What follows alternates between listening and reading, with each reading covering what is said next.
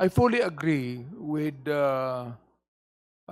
Congresswoman De Lima that we should now vote. Naging patas po tayo, naging lenient po tayo sa kanya. Inintindi po natin siya, Madam Chair.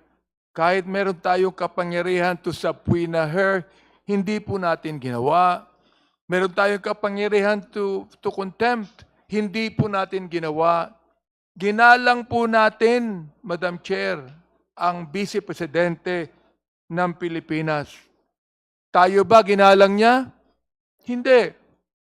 Ininsulto ba niya tayo, Madam Chair? Hindi tayo pinagbigyan at pagpapahalaga sa pamamagitan ng kanyang presensya dito sa hearing na ito.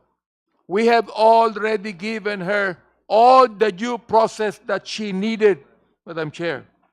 Kailangan nating alalahanin na bawat araw na itong kasong ito ay nakabinbin sa Committee on Justice, sinasayang po natin ang pera ng taong bayan at ang oras ng committee ito.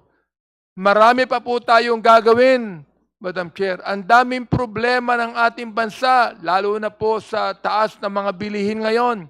Palagay ko, panahon na upang tayo ay magbotohan at panahon na upang sa committee ito, ay i-report na po natin sa plenaryo at ma-impeach na po ang pangalawang Pangulo. Madam Chair, yan lang po nga sabihin ko.